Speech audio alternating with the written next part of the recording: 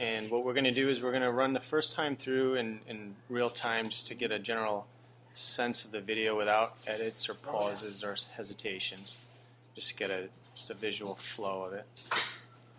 So what we can see with Phil's video is that Phil is a power swimmer. He really emphasizes a pretty heavy kick and a really powerful pull phase. So, but we can immediately see opportunity for Phil, and we'll emphasize that when the video cycles back through.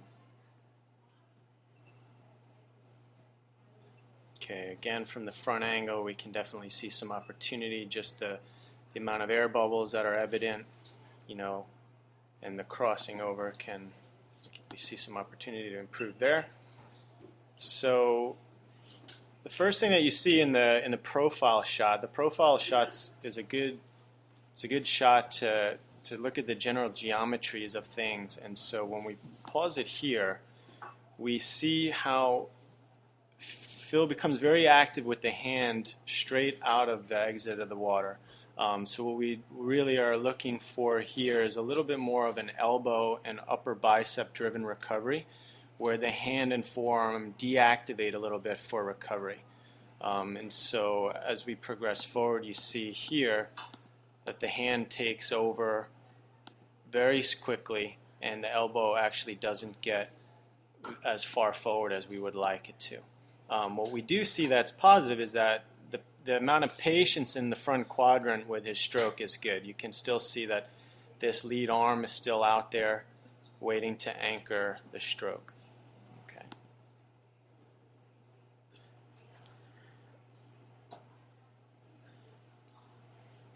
Okay, and this angle, okay, can be really really important to enhance, you know, to basically to give correction. So from this position you can see the general profile of his body. Okay, and in this case though you see that his fingertips rise above his wrist, which is slightly aligned with or above his elbow. So when I draw a line on that, you can see there is really no downward slope of the hand. What we're looking for in this position is a little bit more of a sloping arm. So if the shoulder is here, we're looking for an arm position where the elbow and wrist are slightly below it. Okay, so by anchoring that hand a little deeper, by aiming the hand a little bit deeper, Phil will reach his target position a little bit cleaner. Okay, and as we progress here, the other thing that we're looking at is the head position and how that head position affects the hips. So you can see here that the hip is not anchored at the surface, that it actually dips below at times. And so here you can see that there's a slight lifting of the head, and again you see that the hand really comes toward the surface and doesn't drive downward to an anchored position. But that hand at the surface and the head being slightly lifted for breath will put the vertical balance under pressure, which is why we see a little bit of sag and dip in the hips.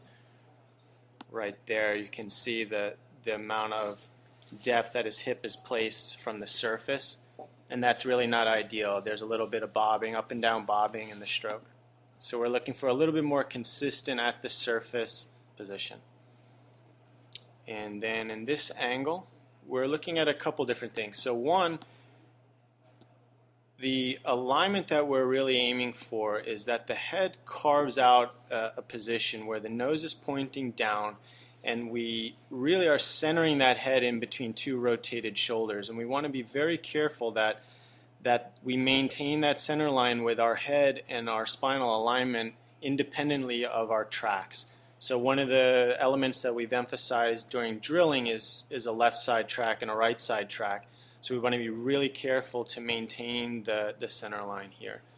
Okay, and in Phil's case you see a little bit of crossing over here. Okay, so notice the hand has come in across that center line. Okay, so as his head lifts for breath, that right arm's come straight across the center line.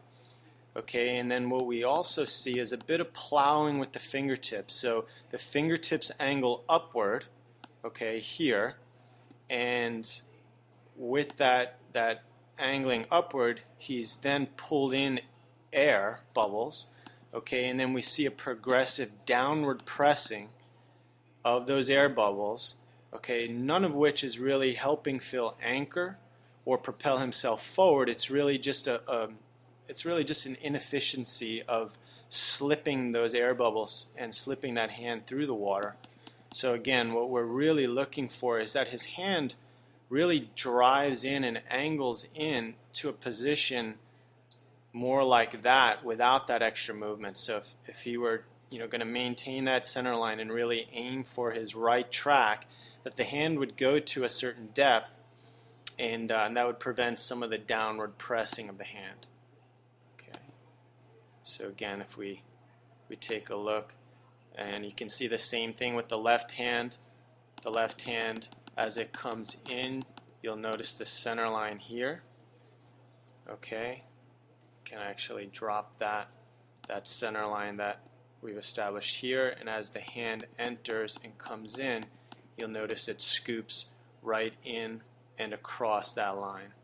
Okay, and then there's a proceeding downward press of that palm to that anchored position. So it's not until this position right here that Phil is actually getting any purchase on the water, any grip on the water. So we want to be a little bit more mindful to accuracy and driving those hands to those target positions with precision. So with those couple simple focuses, I think that